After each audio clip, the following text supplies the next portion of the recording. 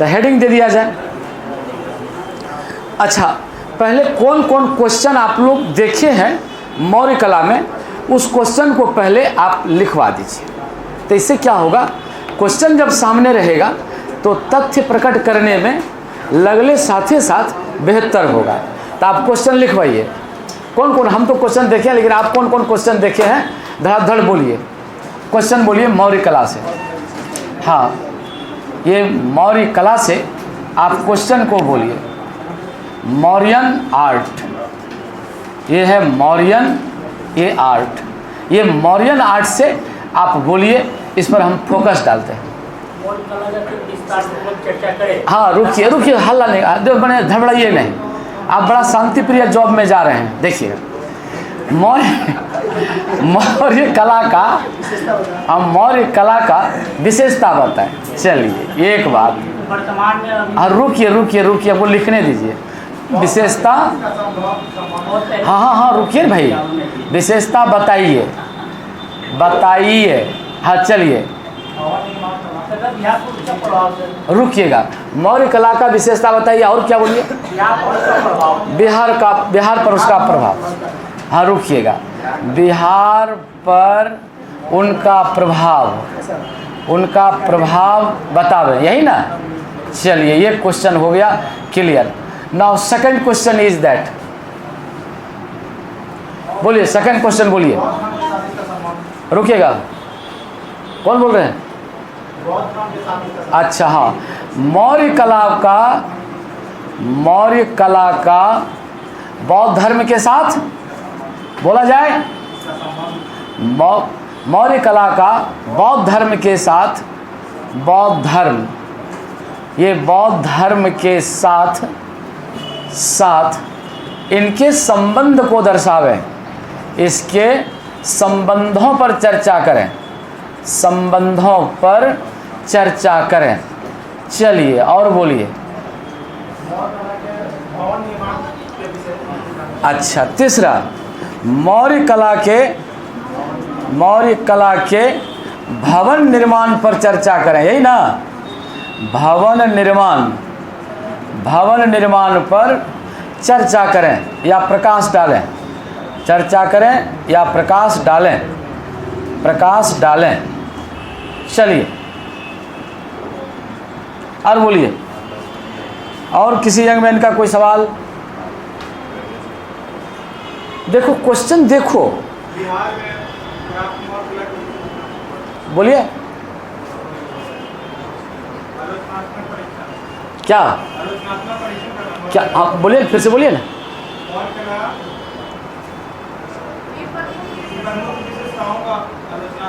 हाँ यही आ गया, विशेषता का आलोचनात्मक व्याख्या, इसी जगह लिख दें। हाँ लिख देते हैं आलोचनात्मक व्याख्या, आलोचनात्मक व्याख्या। और बोलिए। हाँ वही आ गया, यहाँ पर आ गया। हाँ हाँ यही इसी में सब बात बोलेंगे, टोटल बात बोलेंगे इसी में। और बोलिए। हाँ विदेशी प्रभाव, तुम विदेश बड़ी पकड़ता है, देखना उस बार भी विदेशी पकड़ा था, बार बार विदेशी को पकड़ लेता है। देखिए मौर्य कला पर विदेशी प्रभाव, देशी प्रभाव का यो ना बोलता है तो ओ आया नहीं है, लेकिन विदेशी प्रभाव बोलेगा। चलिए विदेशी प्रभाव पर प्रकाश डालें, यही ना। चलिए भाई बढ़िया बात है, जब जाइएगा ऑफिसर बन के विदेश में ट्रेनिंग लेने के लिए तो बड़ा याद रहेगा विदेश आपको। विदेशी प्रभाव पर प्रकाश डालें। चलिए पांचवा, मौर्यकालीन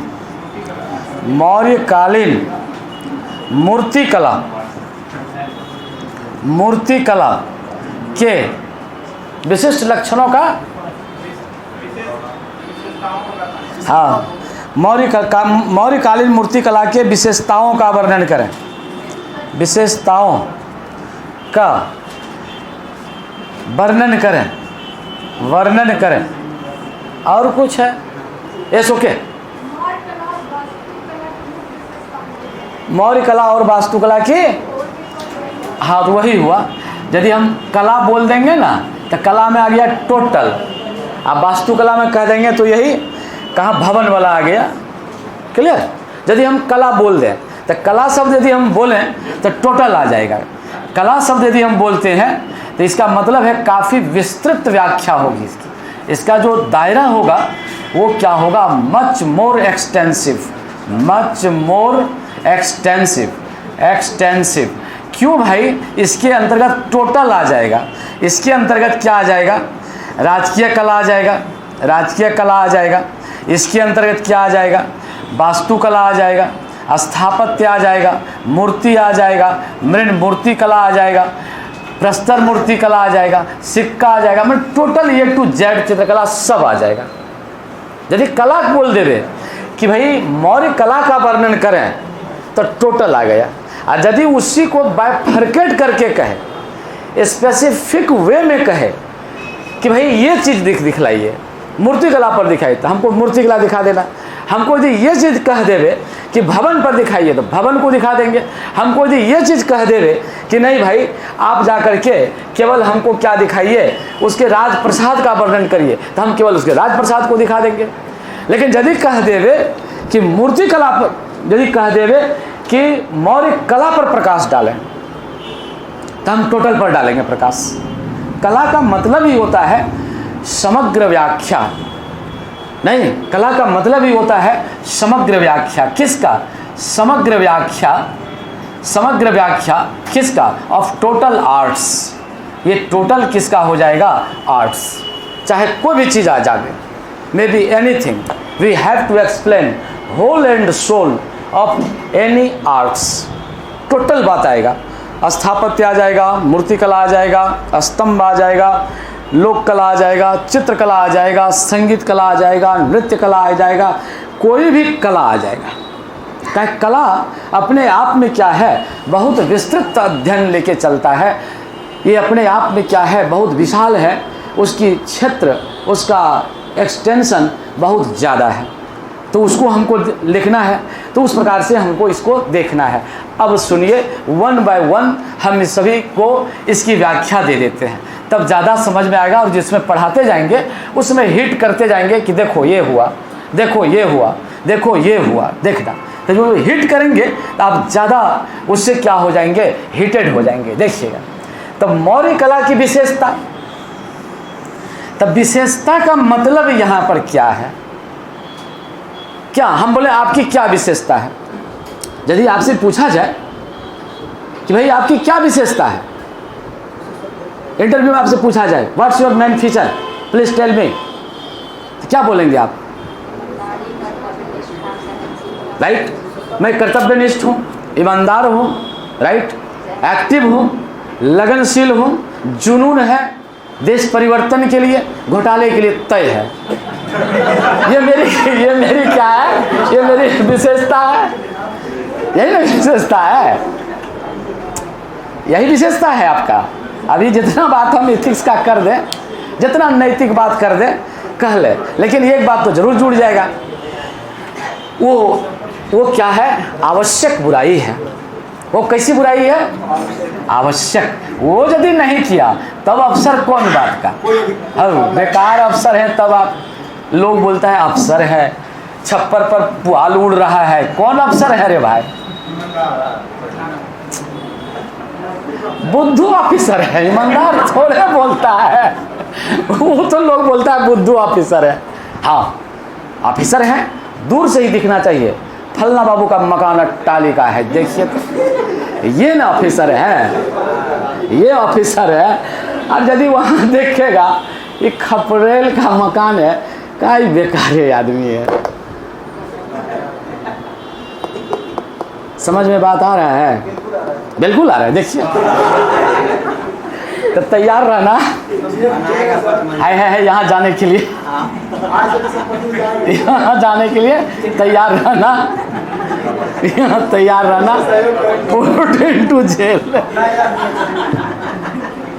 तैयार रहना यहाँ पर। तो आज आप देखिए, तो आइए प्लीज कम ऑन पॉइंट। हाँ, अभी हम खा के आए हैं, पचा नहीं है तुरंत। देखिए, तो विशेषता हो गया। तो हमको जो विशेषता दिखाना है, तो हम विशेषता में क्या छेड़ेंगे इसको, देखिए अभी पढ़ाई नहीं है, लेकिन जब पढ़ाएंगे तो हम बोलेंगे। जैसे कि चमकदार पॉलिश,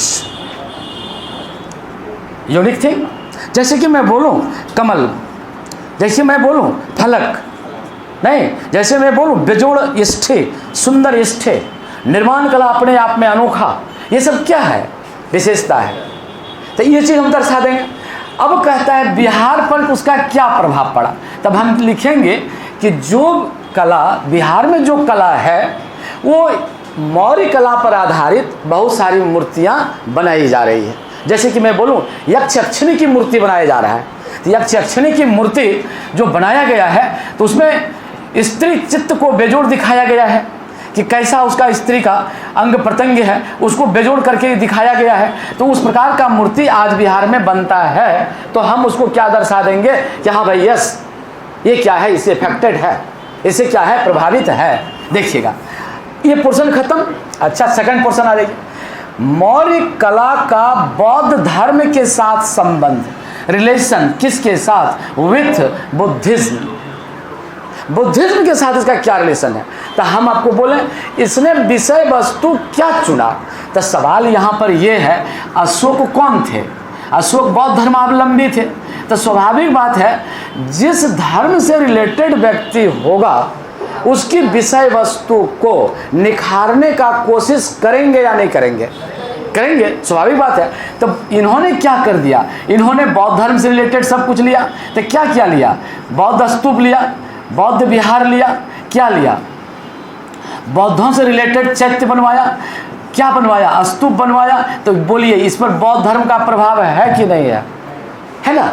और जो कुछ भी बनाया वह बौद्ध स्टाइल में बनाया, राइट, कहे बौद्ध स्टाइल में बनाया। तो यहाँ बौद्ध धर्म का संबंध हम आपको दिखा देंगे।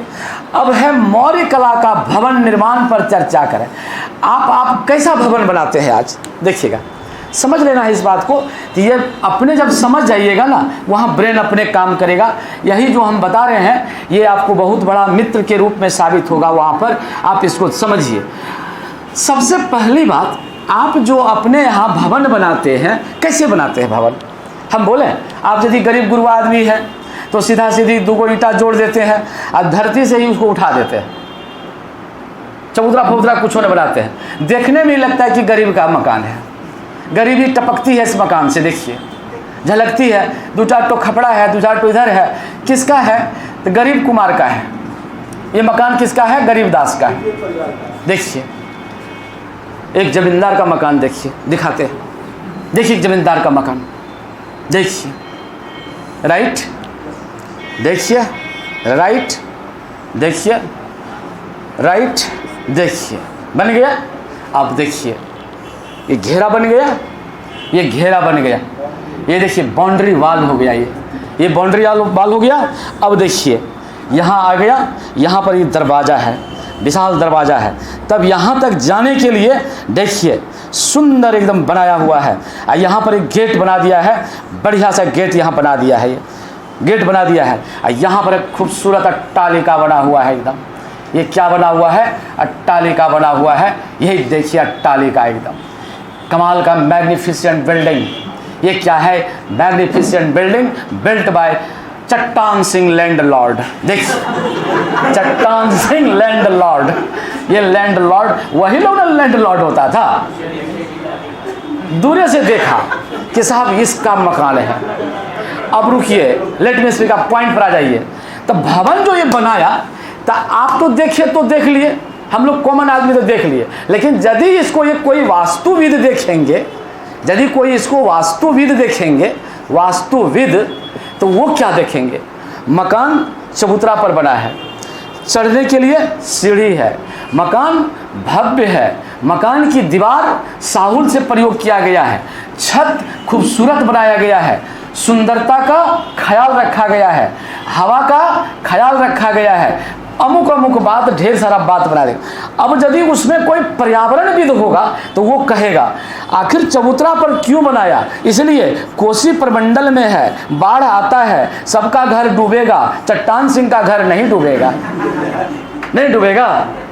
देखिए ये क्या बना दिया भवन, इसी भवन पर चर्चा करना है हमको, राजप्रसाद पर चर्चा करना है कि कुम्हार में जो राजप्रसाद मिला था वो कैसा था, बेजोड़ था, अद्भुत था, यूनिक था, अनपैरेलल था, मैचलेस था, उसका कोई जोड़ नहीं था। यहाँ तक क्या सूसा और एक वियतनाम में भी ऐसा भवन नहीं था। देखिएगा, आप इस बात को समझ में आ गया। अब अगला पॉइंट देखिएगा, सभी यंग मैन देखिएगा। नेक्स्ट पॉइंट इज दैट, इसको नेक्स्ट पॉइंट को आप देखिएगा कैसा नेक्स्ट पॉइंट है। अब कहता है उस जनाब का बराबर यही इसी पर जोर रहता है। देखिए, हाँ, इस पर बड़ा जोर मारता है हर हमेशा। वो लगता है यहाँ नहीं है रहेगा, वो बाकी ये जाएगा, वो पैसा वैसा कमाएगा, यहाँ नहीं रहेगा ना, यहाँ रहना नहीं है। और लेकिन एक लिस्ट और नाम में जुड़ जाएगा, देखिएगा।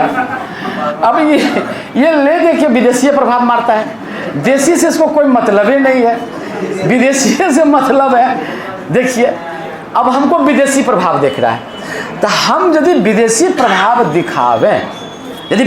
दिखावें, तो हमको ये दिखाना है कि पर्सिपोलिस का क्या है, पर्सिपोलिस का क्या है, हमको यूनान का क्या है, हमको गोथिक शैली का क्या है, गौथिक शैली का क्या है, हमको रोमन शैली में जो भवन बना है वैसमें उसमें क्या है, हमको जो दिखाना है ये पर्सिया का उसमें जो है उसका क्या है, राइट।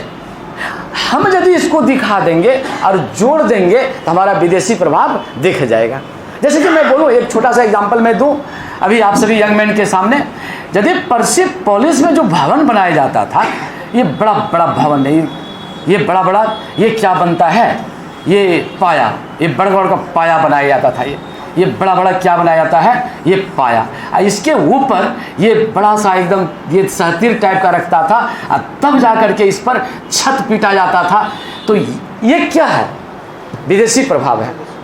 पटना कॉलेज को आप देख लीजिए, साइंस कॉलेज को देख लीजिए आप, उसका पहली बार जब स्तंभ आप देखिएगा तो आपको लगेगा कि अरे साहब व्हाट ए नाइस पिलर। उसके सामने ये लगता है ना कि कोनो गरीब गुरबा का मकान है, लगता है ना। देख लीजिए, उसका एक एक पिलर इतना खूबसूरत दिखता है, सो मत कहिए। और वो जो बनाया है, सहतीर जो दिया है और उसमें जो नक्काशी की गई है वो देखते बनता है। देखिए, यदि इस प्रकार का प्रभाव आप में है, देन दैट इज विदेशी, foreigner effect in your sculptures. नहीं, आपके भवन निर्माण में इसका फॉरेनर आ गया, तो ये विदेशी प्रभाव को हम लोग देख लेंगे। तो पहले हमको ये देख लेना होगा कि विदेशी जो मकान बनता था विदेश का, उसका क्या स्टाइल था, और उस स्टाइल को जोड़ करके हम मौर्य काल से जोड़ देंगे। यदि यस है तो बोलेंगे कि हाँ प्रभावित है, और यदि नहीं है तो हम बोलेंगे कि सर्टनली नॉट, राइट। देखिएगा, अब लास्ट क्वेश्चन इज दैट। देखिए, मूर्ति, मौर्यकालीन मूर्ति कला की विशेषता। अब देखिए, इसमें आपको क्या देखना है, इसमें यक्ष यक्षिणी को देखना है। किसको देखना है, यक्ष यक्षिणी को। आंख बंद करके देखिए यक्षिणी को, देखिए कैसी है, देखा नहीं देखा, हम दिखा देते। देखिए, ये यक्षिणी है, ये यक्षिणी है, ये यक्षिणी है। देखिएगा, अब मोटी है ये, देखिए, ये देखिए, देखिए ये यक्षिणी है, ये देखना है, ये देखिएगा मूर्तिकला है ये। अब यहाँ देखिएगा, तो इसका यहाँ पर देखिएगा, इसका जो नितंब ये दिखाया गया है, ये पोर्शन को देखिए आप, ये देखिए, ये पोर्शन को देखिए। अच्छा, इसका कमर को देखिए, ये कमर को देखिए, इसका जांग को देखिए, इसके जांग को देखिए, इसका हाथ, इसके हाथ को देखिए, इसके हाथ को देखिए। यानी ये जो दिखाया जो गया है, इसमें ये दिखाया गया है एक स्त्री का जो एकदम क्या कह सकते हैं, स्त्री का जो माने चरित्र है, प्लस उनकी जो बनावट है, उनकी जो लावण्यता है, उनका जो मनमोहक दृश्य है, उनमें जो सुंदरता है, उसको चित्रित करने का क्या किया गया है, खूबसूरत वर्णन है। उसमें दिखाया गया है उभरा हुआ वक्ष है, चौड़ी नितंब है, जांघ की आकृति क्या है, बिल्कुल केले की थंब की भांति है।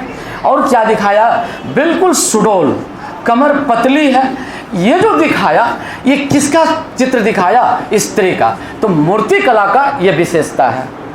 हमको किसको दिखा देना? सीधे सीधे यक्ष यक्षिणी को दिखा देना है। किसको दिखा देना है? यक्ष ने यक्षिणी को। यक्ष तो पुरुष है, देखिए ये यक्षिणी को दिखाना है।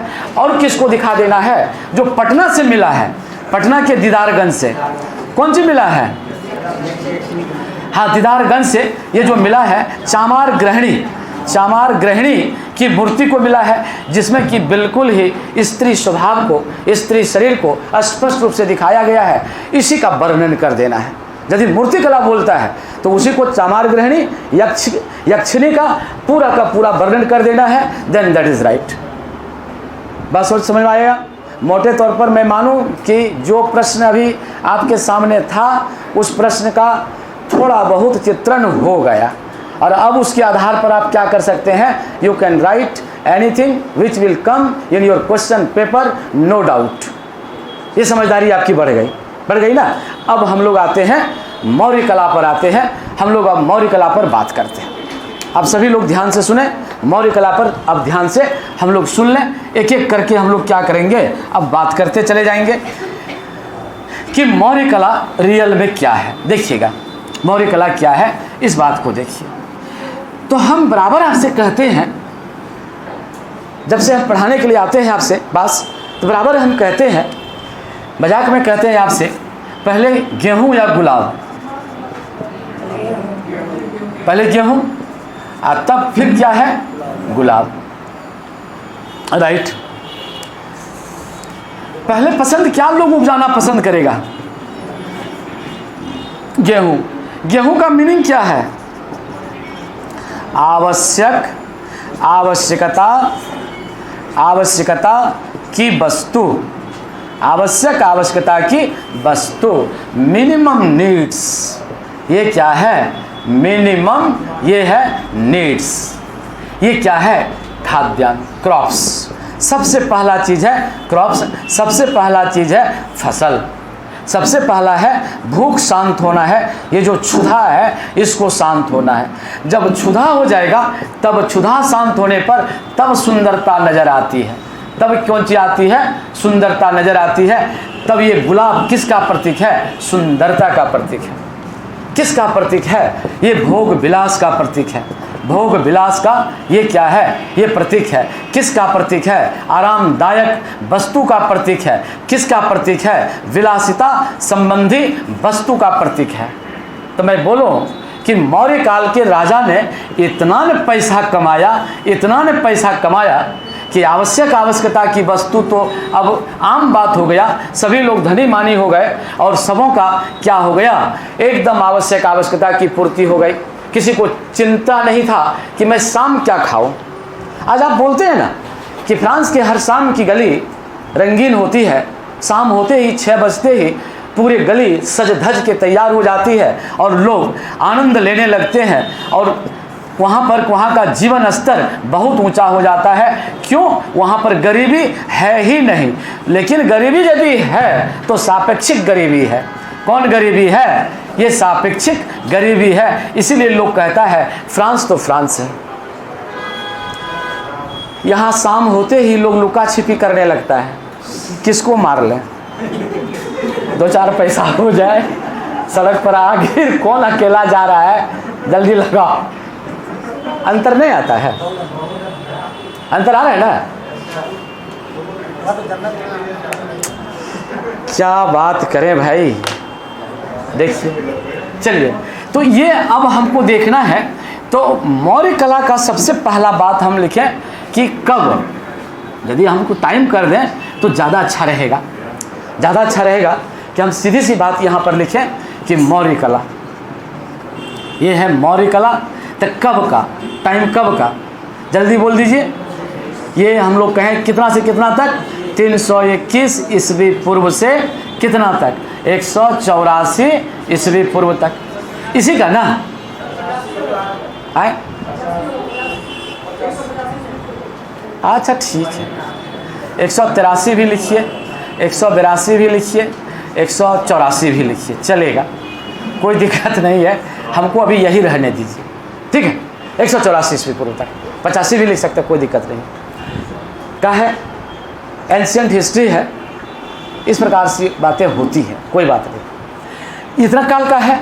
अब देखिए, अब सवाल है कला को जो सुव्यवस्थित रूप दिया गया, कला को सुव्यवस्थित, ये जो सुव्यवस्थित रूप दिया गया, ये सुव्यवस्थित रूप एकदम सुसंगठित जो किया गया, सुसंगठित, वेल मैनेज्ड, ये कब दिया गया? मौर्य काल में। ये क्या दिया गया? ये मौर्य काल में ये क्या किया गया? ये दिया गया। और यहीं से कला का ये क्या मिलने लगता है? चिन्ह मिलने लगता है, और लगता है कि रियल में कला के क्षेत्र में इस वंश वालों ने काम किया है। तो आप बोलिएगा क्या सर इससे पहले नहीं हुआ था क्या? हुआ था। हम बार बार आपसे कहते हैं, आप सभी यंग मैन से, कि भाई सिंधु घाटी सभ्यता में हुआ था। किस में हुआ था? ये सिंधु घाटी सभ्यता में हुआ था। लेकिन इनसे पहले जो कला का प्रदर्शन होता था, वो कला का प्रदर्शन किस पर होता था? लकड़ी पर होता था। किस पर होता था? ताल पत्र पर होता था। हो सकता है वस्त्र पर भी हो सकता है अन्य चीज़ों पर, मिट्टी पर, मिट्टी के खिलौने टाइप का हो, या मिट्टी पर बनाया जाता हो। तो ये ज़्यादा क्या है? पेरिशेबल है, ये मिटने योग्य है। ये क्या हो जाता है? ये मिटने, ये क्या है? योग्य है। इसीलिए ये सब मिट गया। लेकिन मौर्य शासकों ने बड़ी सुंदर तरीके से किसको चुन लिया? सस्ता और सबसे अच्छा। सस्ता और सबसे ये क्या चुन लिया? अच्छा। तो सबसे अच्छा में क्या चुन लिया भाई? पत्थर। ये किसको चुन लिया? ये पत्थर को चुन लिया। देखिए, पत्थर सबसे सस्ता और सबसे अच्छा है। तो इसको जब चुना तो स्वाभाविक बात है, जिस कला का उसने प्रदर्शन किया, कला का जो प्रदर्शन किया, तो उस प्रदर्शन को आज भी हम क्या कर सकते हैं? देख सकते हैं। यदि ये पत्थर पर नहीं किया होता तब हम नहीं देख पाते। इसलिए बड़ा इसका जो सिलेक्शन था, इसका जो चॉइस था, वो चॉइस इसका बड़ा बेटर था, better choice than others dynasty. That's why he selected what? Stone. अब कहिए तांबा क्यों नहीं चुना? इसलिए नहीं चुना, वो बहुत महंगा था। सवाल नहीं था कि भाई उतना महंगा पर जा करके कुछ कर लेगा। इसलिए सबसे सस्ता और अच्छा चीज़ क्या चीज़ चुन लिया? That is stone. सिलेक्टेड, क्या सिलेक्ट कर लिया? सेलेक्टेड, क्या सिलेक्टेड कर लिया? ये स्टोन को इसने क्या कर लिया? सिलेक्ट कर लिया। यही स्टोन ने बतला दिया कि नहीं, मौर्य काल में कला का विकास हुआ है। अच्छा, चलिए अब हम लोग यहाँ पर देखें, इसमें जो योगदान रियल में दिया, तो हम किसको देख लेते हैं? चंद्रगुप्त मौर्य। ये किसको देखते हैं? चंद्रगुप्त मौर्य। चंद्रगुप्त मौर्य। और किसको देख लेते हैं? अशोक को देख लेते हैं। और ये को देख लेते हैं, किसको देख लेते हैं? ये दशरथ को देख लेते हैं। ये तीन आदमी ने। तो आप कहिएगा कि बिंदुसार में क्यों नहीं दिया? क्या है, वो अलग था का? ये बिंदुसार में क्यों नहीं? तब बिंदुसार का जब दर्शन पढ़िएगा, हिस्ट्री ऑप्शनल सब्जेक्ट जब पढ़िएगा, तब उसमें हम लोग कहते यही हैं कि बिंदुसार आजीवक धर्म का मानने वाला हो गया था। कौन धर्म का मानने वाला हो गया था? आजीवक। ये आजीवक धर्म का मानने वाला है। और आजीवक धर्म क्या होता है? अक्रियावादी होता है। ये क्या होता है? अक्रियावादी। काम करो या न करो, जो नियत में लिखा है वो होगा। आप पढ़िए या न पढ़िए, लिखा होगा कलेक्टर बनना तो बनोगे। आप पढ़ते पढ़ते, यदि नहीं लिखा होगा तो पढ़ते पढ़ते घिस जाओगे, नहीं होगा। क्या is it right? Certainly not. कभी भी ये सही बात नहीं हो सकता है। यदि ऐसा होता तो पूरा संसार निकम्मा बन करके बैठ जाता और कहता ये मेरे नियत में लिखा है तो होगा, नियत में नहीं लिखा है तो नहीं होगा। तो जो व्यक्ति अक्रियावादी हो जाएगा, उसके काल में कुछ फलेगा फूलेगा? सब तो बर्बादी हो जाएगा। फलने फूलने का तो बातें छोड़ दीजिए। अच्छा, अशोक के बाद बहुत सारे, दशरथ के बाद बहुत सारे लोग आए। तो बहुत सारे जब लोग आए, शालीसुक आए। कौन आए भाई? ये शालीसुक आए। सुसीम आए, ये सुसीम आए। सुसीम कहते हैं ये बहुत सारे लोग आए। वृद्धरथ आए। ये सब कैसा था? ये सब निकम्मा था। ये सब क्या था? निकम्मा था, निठल्ला था।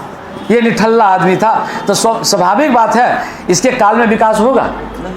नहीं ना होगा।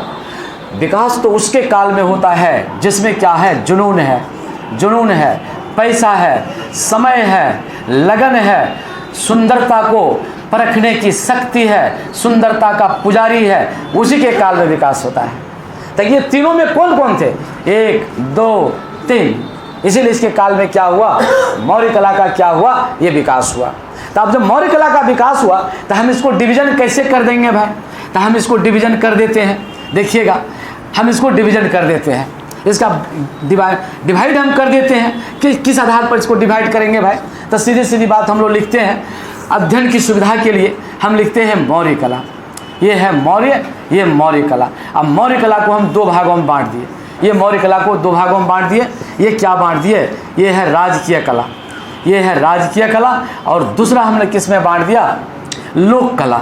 ये बांट दिया लोक कला, ये लोक कला में बांट दिए। तो राजकीय कला को जो हम बांट देते हैं, इसमें हम 3 भागों में बांट देते हैं।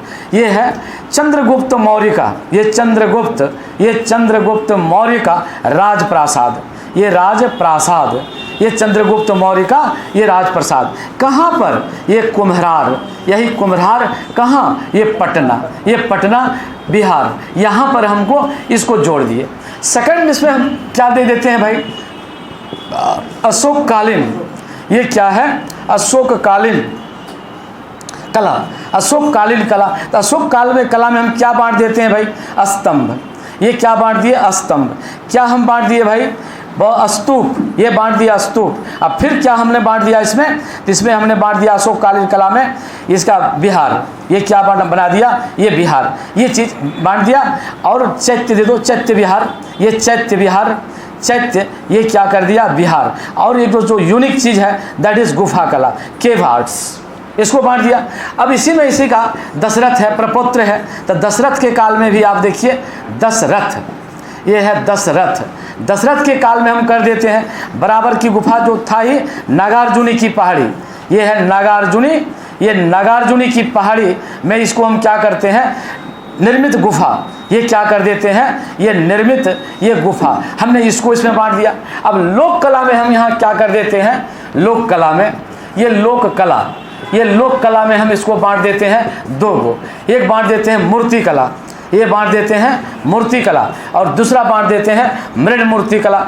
एक और इसमें बांट देते हैं सिक्का, ये बांट देते हैं सिक्का, ये सिक्का है। और ये है मृण मूर्ति कला, ये है मृण मूर्ति, ये है मृण मूर्ति कला। मूर्ति कला को फिर हम 2 भागों में बांट देते हैं। ये है प्रस्तर मूर्ति कला, ये प्रस्तर मूर्ति कला, प्रस्तर, ये है प्रस्तर मूर्ति कला, मूर्ति कला। और इसको हम लोग बांट देते हैं, दूसरा हम बांट देते हैं ये मिट्टी से, मृण मूर्ति से, मृदभांड से बांट देते हैं। ये क्या बांट देते हैं? मृदभांड से। अब मृण मूर्ति को सामान्य रूप से जो मिट्टी का टेराकोटा है वो बांट दिया। तो इस प्रकार से हम इसको अध्ययन की सुविधा के लिए क्या करेंगे? इसको हम लोग इस प्रकार से बांट देंगे। ये हमारा क्या बन जाएगा? ये अध्ययन की सुविधा के लिए तैयार हो जाएगा। अब 1 बाय 1 हम इसका चर्चा करेंगे। क्लियर? लिख लीजिए, उतार लीजिए। 1 बाय 1 इसका हम क्या करेंगे? ये चर्चा करेंगे।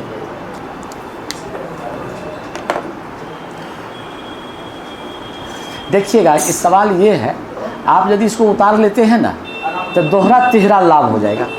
एक बार तो सुने, दूसरा बार फिर उतारे, एक बार फिर हम लिखा देंगे तो 3 बार हो गया, एक बार फिर अपना लिखिएगा तो 4 बार हो गया। तो बार बार जब रिपीटेशन होता है ना तो याद हो जाता है, इसलिए इसको इग्नोर नहीं करिएगा। हम मानते हैं कि आप जानते हैं सब बात, नो डाउट, लेकिन थोड़ा सा इसको उतार लेने से लाभ ही करेगा, हानि नहीं करेगा।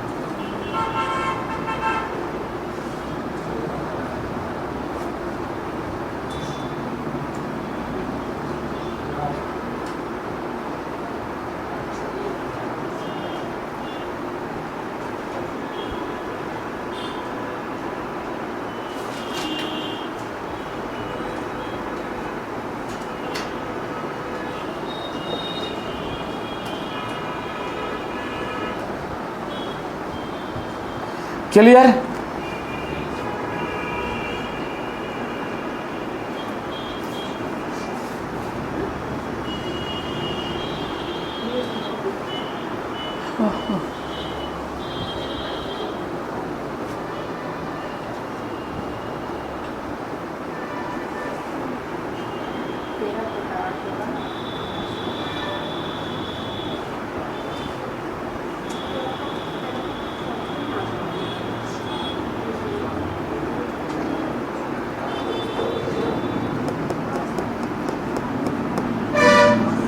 राइट, चलें, लेट्स गो। पिलर, पिलर, स्तंभ,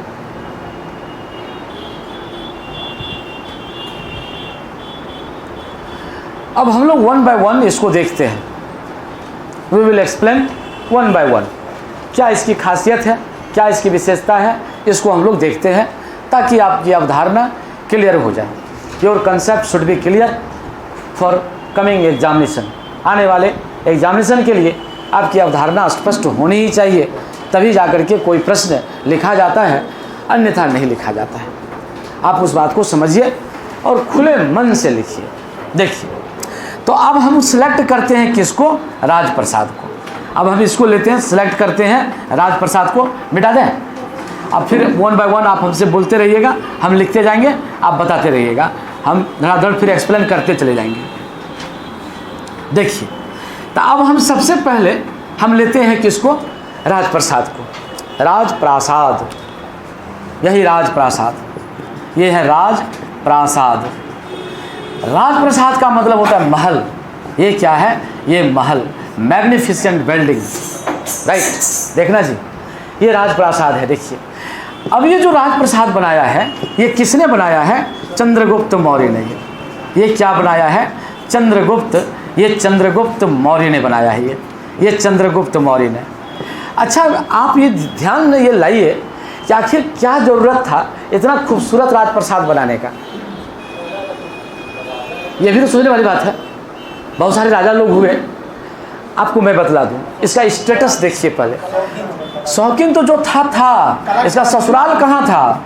ससुराल इसका कहाँ था? विदेश में नहीं बोलो, यूनान में बोलो। विदेश में तो ढेर हो गया, नहीं, ये यूनान में था। और यूनान अपने काल का जीता जगमगाता सांस्कृतिक विकास का केंद्र था, नहीं, सेंटर ऑफ कल्चरल थिंग्स। ये सांस्कृतिक विकास का, सांस्कृतिक ये विकास का ये क्या था? ये केंद्र था। ये केंद्र था। यहाँ पर यहाँ का हर क्षेत्र क्या था? विकसित था। Each and every field was developed in where? Yunan. ये ग्रीस का हर क्षेत्र डेवलप था। ग्रीस का हर क्षेत्र क्या था? ये डेवलप था। और ससुराल इसका यहाँ हुआ। अब बोलो, यदि किसी का ससुराल स्विट्जरलैंड हो जाए